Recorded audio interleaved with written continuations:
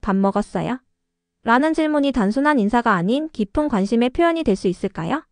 스웨덴에서 자란 한 소녀가 K-팝에 매료되어 한국을 방문하게 되면서 그녀의 세계관은 완전히 뒤바뀌게 됩니다. 그녀에게 익숙했던 개인 공간과 독립성이라는 가치관은 한국에 함께 나누는 문화와 충돌하게 됩니다. 친구 집에서 식사 시간에 방에서 기다려야 했던 어린 시절의 경험부터 한밤중에도 배고픔을 걱정하는 한국 가정의 따뜻함까지. 이 이야기는 단순한 문화 충돌을 넘어 우리가 서로를 돌보는 방식에 대한 깊은 성찰을 담고 있습니다. 음식을 나누는 행위가 단순한 영양 공급이 아닌 사랑과 연결의 언어가 될 수 있음을 깨달아가는 그녀의 여정을 함께 따라가 보시겠습니까? 안녕하세요, 여러분. 오늘은 제가 스웨덴 사람으로서의 정체성을 처음 깨달았던 순간에 대해 이야기해 드릴게요. 제가 8살이었을 때였어요. 친구 엘사네 집에서 놀고 있었죠.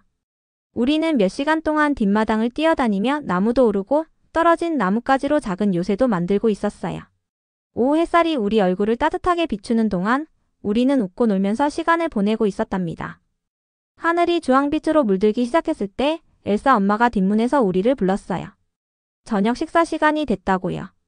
그때 엘사의 표정이 변하는 걸 봤어요.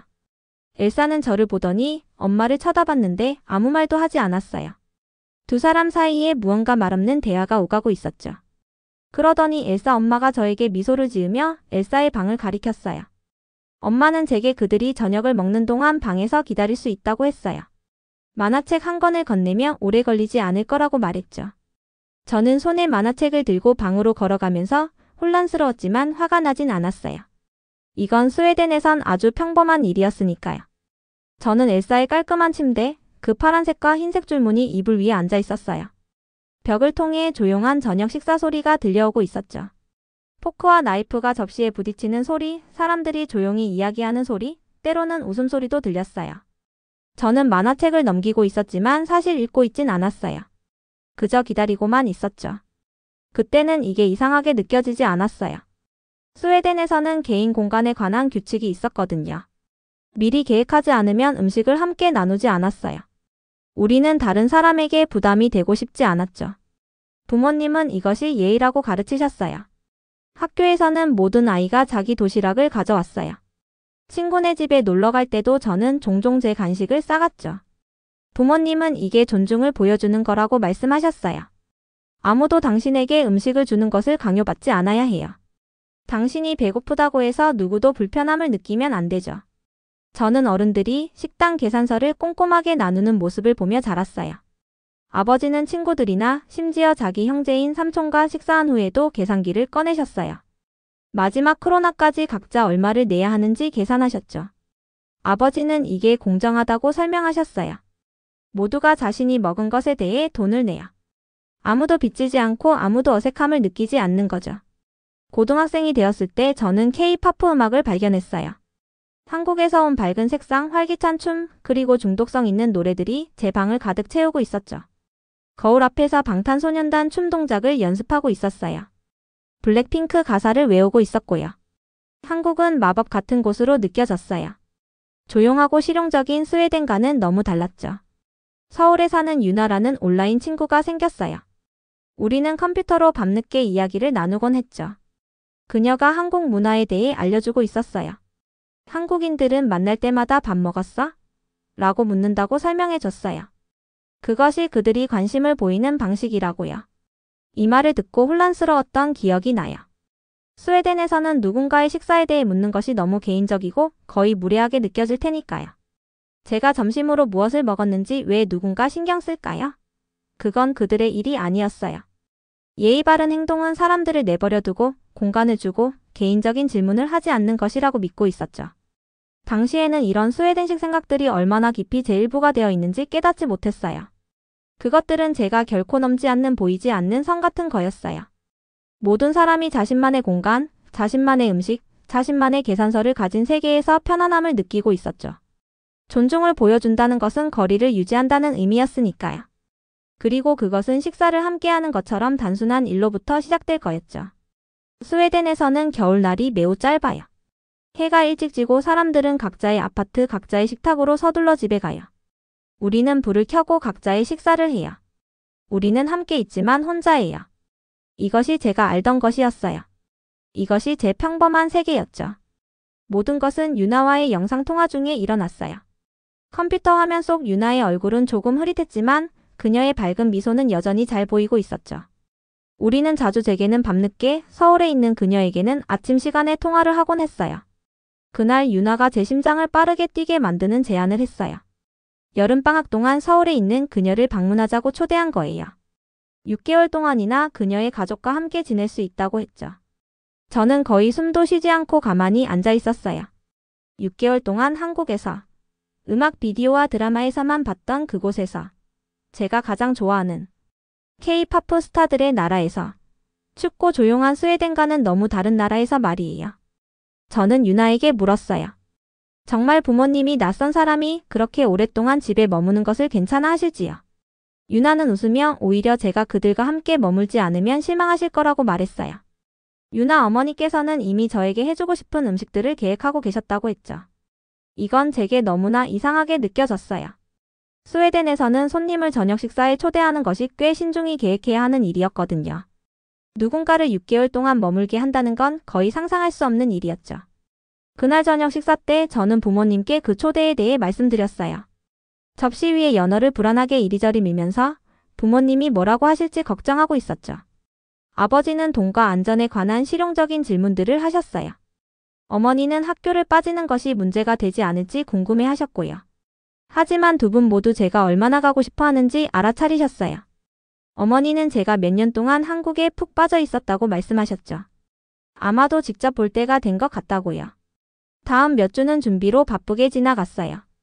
비자 신청서를 작성하고 비행기 표를 예약하고 한국 관습에 대한 가이드북을 읽고 있었어요. 어른들에게 제대로 인사하는 방법, 두 손으로 물건을 받는 방법, 언제 신발을 벗는지 등을 배우고 있었죠. 하지만 마음 깊은 곳에서는 다른 것들이 걱정되고 있었어요. 사람들이 개인 공간을 그렇게 많이 주지 않는 곳에서 어떻게 지낼까? 음식을 나누는 것이. 일상적인 곳에서는, 사람들이 인사로 식사에 대해 묻는 곳에서는 어떻게 해야 할까? 출발 전날 친구 엘사가 작별 인사를 하러 왔어요. 그녀는 농담을 했어요. 한국에서는 사람들이 저녁 식사에 초대하면 실제로 함께 먹을 수 있을 거라고요. 우리는 웃었지만 그녀의 말이 계속 머릿속에 맴돌고 있었어요. 다른 방에서 기다리도록 보내지는 대신 함께 포함되는 것은 어떤 느낌일까 궁금했죠. 저는 조심스럽게 여행 가방을 쌌어요. 유나의 가족을 위한 선물로 스웨덴 초콜릿과 커피 몇 봉지를 넣었어요. 스웨덴에서는 누군가의 집을 방문할 때 작은 선물을 가져가는 것이 예의였거든요. 이렇게 긴 체류에 제 선물이 충분할지 확신이 없었지만 제가 할 수 있는 최선이었어요. 출발 당일 부모님이 저를 공항까지 태워다 주셨어요. 차 안은 조용했죠. 스웨덴 사람들은 가족 사이에서도 공공장소에서 감정을 많이 표현하지 않거든요. 공항에서 어머니는 짧게 저를 안아주시며 도착하면 전화하라고 일러주셨어요. 아버지는 제 어깨를 토닥이며 조심하라고 하셨죠. 그리고 저는 혼자 여권과 탑승권을 손에 들고 보안 검색대를 지나가고 있었어요. 공항은 다양한 나라에서 온 사람들로 가득 차 있었어요. 제가 알아듣지 못하는 언어들이 들리고 있었고 한 번도 먹어보지 못한 음식들의 냄새가 나고 있었죠. 이것은 새로운 경험의 시작일 뿐이었는데 저는 이미 압도감을 느끼고 있었어요. 게이트에서 기다리는 동안 저는 큰 창문을 통해 비행기들이 이륙하는 모습을 지켜보고 있었어요. 각각의 비행기는 구름 속으로 사라지며 먼 곳으로 향하고 있었죠. 곧 저도 그 비행기 중 하나에 타고 산과 바다를 넘어 제가 꿈꿔왔던 곳으로 날아갈 거였어요. 비행기에서 저는 창가 자리에 앉았어요. 이륙하면서 아래에서 스톡홀름이 점점 작아지는 걸 보고 있었죠. 집들은 작은 장난감처럼 보이고 있었고 호수들은 작은 파란 웅덩이처럼 보이고 있었어요. 제게 익숙한 세계가 사라지고 있었죠. 14시간 동안 저는 그 비행기 좌석에 앉아 있었어요. 잠을 자려고 했지만 잘 수 없었고 영화를 봤지만 집중할 수 없었어요. 제 마음은 한국에서 저를 기다리고 있는 것들에 대해 생각하느라 바빴거든요. 유나의 가족이 저를 좋아할까? 그들의 관습을 이해할 수 있을까?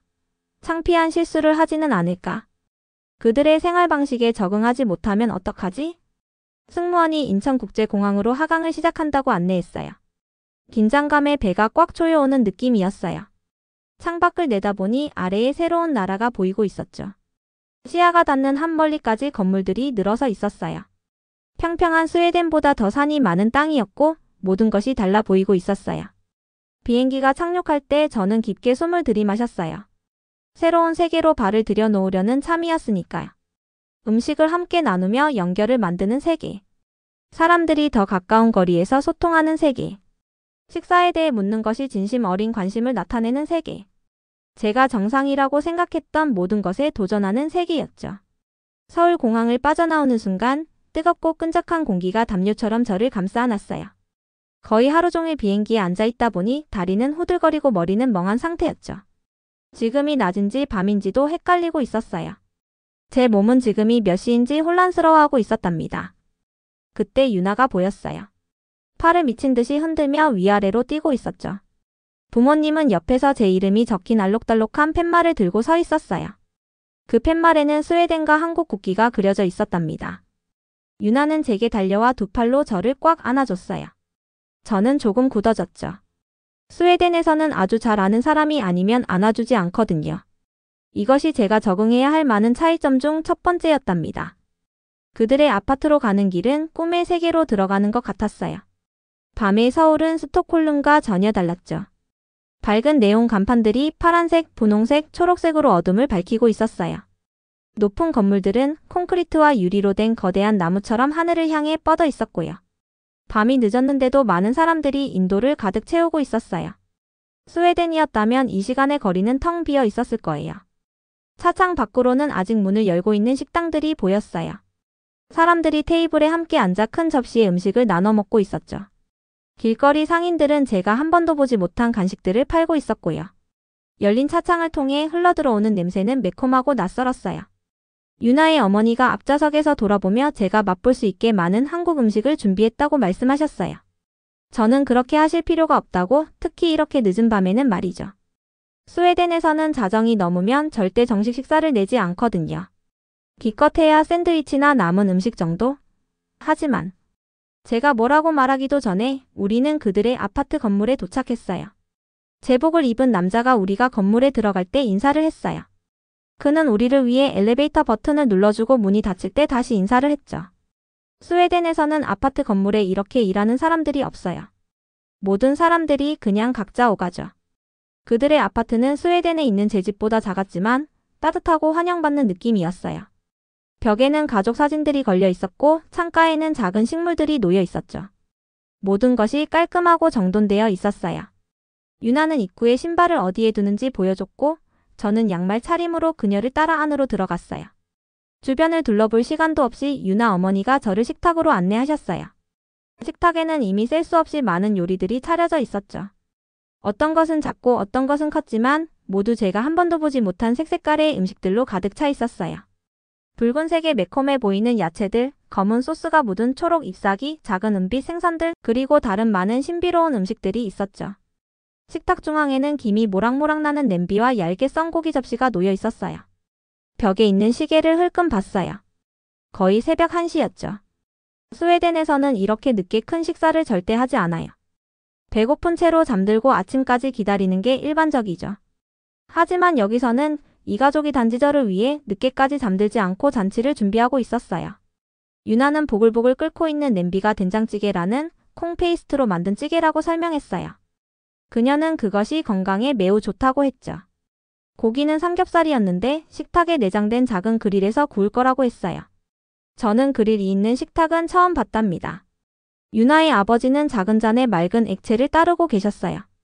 유나의 어머니는 계속해서 부엌에서 더 많은 요리를 가져오고 계셨고요. 유나는 그릴을 켜고 고기를 굽기 시작했어요. 그들은 모두 수년간 함께 연습한 무용수들처럼 완벽한 타이밍으로 식탁 주위를 움직이고 있었죠. 유나의 아버지는 한국에서는 함께 먹는 것이 매우 중요하다고 설명하셨어요. 그는 음식은 단순히 먹는 것이 아니라 마음을 나누고 사랑을 표현하는 방식이라고 하셨어요. 저는 고개를 끄덕이며 이 새로운 생각을 이해하려고 노력하고 있었어요.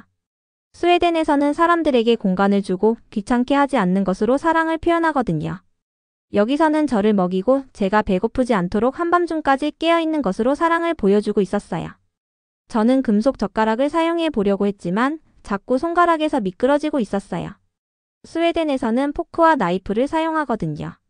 이 가느다란 금속 막대는 제 손에서 이상하게 느껴졌죠. 유나가 제대로 젓가락을 쥐는 법을 보여줬고 저는 간신히 매운 빨간 양배추인 김치를 한 조각 집어 올렸어요. 제가 입에 넣었을 때 제 눈이 커졌어요. 매콤하고 새콤하고 짭짤한 맛이 한꺼번에 느껴졌거든요. 스웨덴에는 이런 맛의 음식이 없어요. 우리 음식은 보통 순하고 단순하거든요. 저녁 식사 후 저는 너무 배불러서 거의 걷기 힘들 정도였어요. 유나는 제가 머물 손님방을 보여줬어요.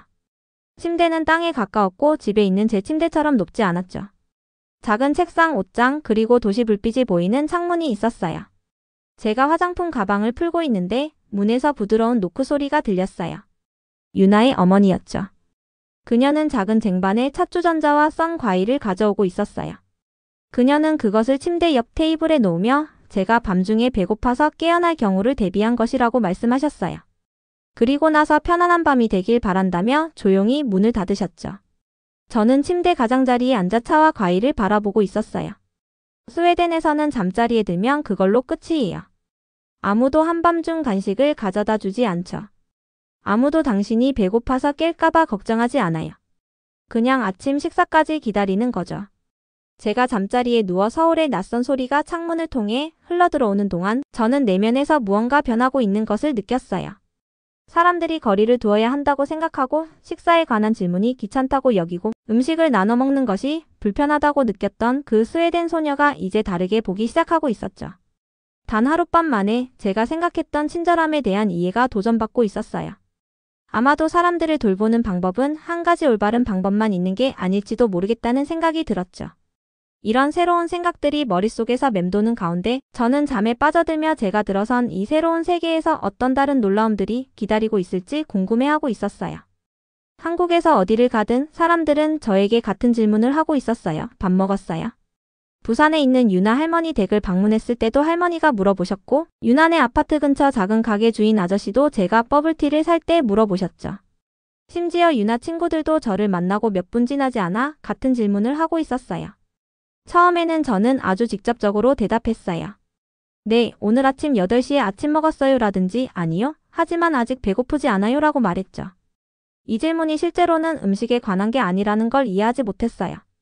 이건 인사하는 방식이었고 저를 걱정한다는 표현이었던 거죠.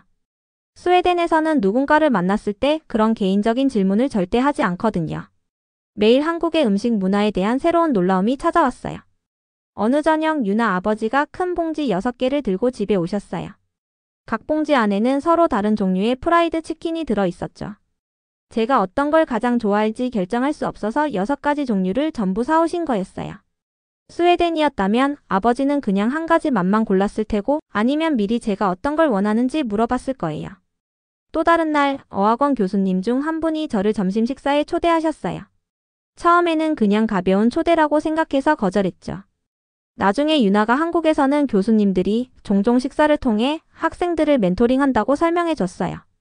제가 거절함으로써 실수로 무리하게 행동한 거였죠. 스웨덴에서는 선생님과 학생들이 거리를 유지해요. 우리는 절대 함께 식사하지 않을 거예요. 가장 적응하기 어려웠던 것은 유나 어머니가 항상 저를 위해 요리하고 싶어 하시는 거였어요. 어느 날 아침 저는 그냥 간단한 샌드위치로 아침을 직접 만들어 먹으려고 했어요. 스웨덴에서는 모두가 자신의 아침 식사를 스스로 만들어요. 그게 정상이니까요. 하지만 유나 어머니는 제가 부엌에 있는 걸 보고 속상해 하셨어요. 저는 스웨덴에서는 독립성을 중요하게 생각한다고 설명하려 했어요. 어머니께 부담을 주고 싶지 않았죠. 어머니는 제가 뭔가 아주 이상한 말을 한 것처럼 저를 바라보고 계셨어요. 가족을 위해 요리하는 것은 절대 부담이 아니라고 말씀하셨죠. 그래도 결국 저에게 샌드위치를 만들게 해주셨지만 제가 원한다면 사용할 수 있도록 테이블에 재료를 더 추가해 놓으셨어요. 한국에서 3개월이 지난 후 저는 유나 가족이 저를 위해 사는 음식이 너무 많아서 미안한 마음이 들기 시작했어요. 그들은 절대 저에게 돈을 내게 하지 않았거든요. 어느 날 우리는 식료품점에 갔고 저는 쇼핑 비용을 제가 내기로 결심했어요. 계산원이 총액을 말했을 때 유나 아버지가 지갑을 꺼내기도 전에 재빨리 제 신용카드를 내밀었어요. 그 후에 이어진 침묵은 제 뱃속을 꽉 조이게 만들었어요. 유나 아버지는 화가 나신 건 아니었지만 마치 제가 뭔가 잘못한 것처럼 상처받은 표정을 짓고 계셨어요. 그날 저녁 식사 시간에 아버지는 부드럽게 한국에서는 어른이 젊은 사람들을 위해 돈을 낸다고 설명해 주셨어요. 선생님이 학생을 위해, 주인이 손님을 위해 계산하는 거죠. 그것이 존경과 책임을 보여주는 방식이라고요. 저는 이해하려고 노력했지만 쉽지 않았어요. 스웨덴에서는 모두가 자신의 몫을 공정하게 내는 것이 존중을 표현하는 방식이라고 믿거든요. 여기 한국에서는 모든 것을 지불하고 저를 완전히 돌봄으로써 존중을 보여주고 있었어요. 그 주 후반에 유나가 제가 더 잘 이해할 수 있도록 도와줬어요. 그녀는 미국에 있는 사촌을 방문했던 이야기를 들려주었죠. 그 가족은 모두가 각자의 식사를 따로 준비했고 거의 함께 먹지 않았다고 해요. 그녀는 그곳에서 외로움을 느꼈대요. 유나가 이 말을 했을 때 뭔가 제 머릿속에서 딱 맞아 떨어졌어요. 스웨덴식 독립성이 제가 전에는 미처 알아차리지 못했던 다른 종류의 외로움을 만들어낸 걸까요? 모든 도전이 음식에 관한 것은 아니었어요. 서울의 지하철은 너무 붐벼서 사람들이 서로 밀착해서 서 있었죠. 스웨덴에서는 항상 다른 사람들과 적당한 거리를 유지해요. 여기서는 낯선 사람들과 가까이 있는 것에 익숙해져야 했어요. 또한 저보다 나이가 많은 사람들에게 적절한 존중을 보여주는 법도 배워야 했어요. 스웨덴에서는 모든 사람을 거의 똑같이 대하거든요. 한국에서는 누가 더 나이가 많거나 더 권위가 있는지에 따라 말하고 행동하는 방식이 달라져요. 하지만 모든 도전마다 뭔가 멋진 것도 발견했어요. 지역시장에는 항상 큰 미소로 야채를 더 많이 주시는 할머니가 계셨어요. 한국어 단어와 문장을 인내심 있게 설명해주는 언어 파트너도 있었고요. 심지어 유난의 아파트 건물에 음식을 배달하는 배달원도 저를 알아보기 시작했고 제가 다가오는 걸 보면 기다려주곤 했어요. 어느 날 밤 11시쯤 저는 제 방에서 한국어 단어를 공부하고 있었어요. 이어폰을 끼고 연습을 위해 소리내어 단어를 반복하고 있었죠. 그때 문을 두드리는 소리가 들렸어요. 손에 전화를 들고 있는 유나 아버지였어요. 배고픈지 물어보시며 치킨이나 피자, 제가 원하는 건 뭐든지 주문해주겠다고 하셨어요. 제 첫 생각은 거절하는 거였어요. 스웨덴에서는 밤늦게 음식을 주문하는 일이 드물어요. 식사는 보통 계획적으로 이루어지죠. 식사를 계획하고 그 계획을 지키는 편이죠. 하지만 그때 무언가를 깨달았어요. 아버지는 단지 음식을 제안하고 있는 게 아니었어요. 연결을 제안하고 계셨던 거죠. 자신에게 의미 있는 방식으로 관심을 보여주려고 노력하고 계셨어요. 그래서 평소처럼 거절하는 대신 저는 치킨이 정말 좋을 것 같다고 말했어요. 아버지의 얼굴에 번진 미소를 보고 제가 마침내 이해하기 시작했다는 걸 알 수 있었어요. 여기서 음식은 단지 먹는 것에 관한 게 아니었어요. 그것은 하나의 언어였죠. 당신을 보고 있어요와 당신은 저에게 중요해요 라고 말하는 방식이었어요. 주가 지나고 달이 흐르면서 저는 스스로에게서 작은 변화들을 느끼기 시작했어요. 생각 없이 다른 사람들에게 음식을 권하기 시작했어요. 친구들이 유난의 아파트를 방문했을 때 마치 한국 사람들처럼 그들이 밥을 먹었는지 물어보고 있었죠. 테이블 중앙에서 모두가 함께 음식을 나누는 붐비고 시끄러운 식당을 즐기기 시작했어요. 어느 날 유나는 제가 어쩐지 달라 보인다고 말했어요. 저는 그 변화를 어떻게 설명할지 생각했어요. 스웨덴에서는 거리를 두고 사람들을 귀찮게 하지 않는 것이 예의라고 배웠다고 말했죠. 하지만 여기 한국에서는 때로는 챙긴다는 것이 더 가까이 다가가고 상대방이 부탁하지 않아도 더 많이 제공하는 것을 의미한다는 걸 배우고 있었어요. 여전히 지하철에서 낯선 사람들이 너무 가까이 서면 조금 놀라기는 했어요. 여전히 몇몇 한국 관습은 도전적으로 느껴졌고요. 하지만 누군가를 챙기는 올바른 방법이 하나만 있는 게 아니라는 걸 깨닫기 시작했어요. 한국식 방법으로 함께 나누는 식사와 끊임없는 음식 제안은 존중의 거리를 두는 스웨덴식 방법만큼이나 타당했어요. 서울에서의 마지막 주는 분홍빛 벚꽃과 부드러운 봄비와 함께 찾아왔어요. 6개월이 그렇게 빨리 지나갔다는 게 믿기지 않았죠. 매일 아침 저는 일어나서 남은 날들을 손가락으로 세고 있었어요. 마치 누군가 제 가슴속에 돌을 올려놓은 것처럼 마음이 무거웠어요. 유난의 가족은 집에서 특별한 작별 저녁 식사를 계획했어요. 제가 한국에 머무는 동안 사귄 모든 친구들을 초대했죠. 유나 어머니와 함께 식탁을 준비하면서 저는 제가 얼마나 변했는지 깨닫고 있었어요. 6개월 전에는 부탁받지 않고서는 절대 식탁을 차리는 것을 도와주지 않았을 거예요. 스웨덴에서는 모두가 자기 일은 스스로 하니까요. 하지만 이제 저는 각 접시가 어디에 놓여야 하는지 정확히 알고 있었어요. 밥 공기의 어느 쪽이 사람을 향해야 하는지, 젓가락과 숟가락을 어떻게 완벽하게 배치하는지도 알고 있었죠. 유나는 제가 모든 것을 완벽하게 배치하는 것을 보고 저에게 거의 한국 사람이 되었다고 말했어요. 저는 미소 지으며 거의 한국 사람이 된 것 같다고 동의했어요. 하지만 진실은 그것보다 더 복잡했어요. 저는 한국 사람이 된 게 아니었어요. 새로운 버전의 제 자신이 된 거였죠. 이제 저는 누군가를 챙기는 데는 다양한 방법이 있다는 것을 이해하고 있었어요. 작별 저녁 식사는 밤늦게까지 이어졌어요. 우리는 식탁 그릴에서 고기를 구워 먹었고 소주병과 단 막걸리 잔을 나눠 마셨어요. 제가 한국 풍습을 배우면서 저지른 모든 재미있는 실수들에 대해 이야기했죠. 그날 밤 저는 유난의 가족을 유심히 지켜보고 있었어요. 유나 아버지가 자신의 잔보다 다른 모든 사람의 잔이 채워져 있는지 확인하는 모습을 보았어요. 어머니가 조용히 가장 좋은 고기 조각을 다른 사람들의 접시에 놓는 것도 보았고요. 이제 저는 음식이 단지 먹는 것만이 아니라는 것을 이해했어요. 그것은 말없이 식탁주의로 사랑이 오가는 방식이었죠. 한국에서의 마지막 아침, 저는 집으로 돌아갈 여행을 위해 짐을 싸고 있었어요. 한 개의 가방으로 왔는데 이제는 두 개가 필요했죠. 너무 많은 기념품과 선물을 샀거든요. 두 번째 가방 지퍼를 잠그고 있을 때 유나 어머니가 알록달록한 종이로 포장된 꾸러미를 들고 제 방문 앞에 오셨어요. 그것은 제 가족을 위한 한국 간식이라고 하셨어요.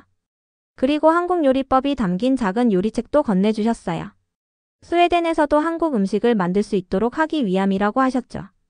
공항에서 작별 인사를 나누는 건 정말 어려웠어요. 유나와 그녀의 부모님을 안으면서 눈물이 가득 고이고 있었어요. 유나 아버지는 제 어깨를 잡고 그들의 집이 언제나 제 집이기도 하다고 말씀하셨어요. 저는 그들에게 감사 인사를 할 적절한 말을 찾지 못했어요. 그들이 저에게 단지 머물 곳만이 아니라 그 이상을 주었다는 것을 어떻게 설명할 수 있을까요? 그들은 제게 다른 방식으로 살고 챙기고 다른 사람들과 연결되는 방법을 보여주었어요. 스톡홀름으로 돌아가는 긴 비행 중에 저는 집에서 저를 기다리고 있는 것들에 대해 생각하고 있었어요. 부모님이 공항에서 저를 맞이하실 거예요. 그들은 제가 쉬고 준비가 되면 제 이야기를 들려줄 수 있는 공간을 줄 거예요. 친구들은 예의상 제 여행에 관해 물어보겠지만 너무 많은 질문은 하지 않을 거고요. 스웨덴에서의 삶은 독립과 개인 공간이라는 익숙한 리듬으로 돌아갈 거예요. 하지만 저는 6개월 전에 떠났던 사람과 똑같은 사람이 아니었어요. 식사에 관한 질문이 귀찮고 음식을 나누는 것이 불편했던 스웨덴 소녀는 이제 마음속에 한국의 교훈을 담고 있었죠. 스웨덴으로 돌아온 첫 주말 저는 가족을 저녁 식사에 초대했어요. 유나 어머니가 주신 요리책으로 비빔밥과 김치찌개를 준비하느라 부엌에서 몇 시간을 보냈어요. 부모님이 도착했을 때 그들은 식탁 위의 모든 요리들에 놀란 표정을 짓고 있었어요. 아버지는 그렇게 수고할 필요가 없었다고 말씀하셨죠. 저는 그건 수고가 아니라고 말했어요. 그것은 제가 그들을 그리워했다는 걸 보여주는 방법이었죠. 우리가 함께 식사하는 동안 저는 그들에게 비빔밥을 제대로 비비는 법과 고기를 상추에 싸먹는 법을 가르쳐 드렸어요. 중앙의 반찬들을 함께 나누는 방법도 보여드렸고요. 어머니는 이런 새로운 식사 방식에 조금 불편해 보이셨지만 제가 보여드리는 것을 최선을 다해 따라하려고 노력하고 계셨어요. 다음 주에 어릴 적 친구 엘사가 방문했어요. 그녀는 바로 제가 달라졌다는 것을 알아챘어요. 그녀가 직접 커피를 만들려고 했을 때 저는 제가 준비해주겠다고 고집했어요.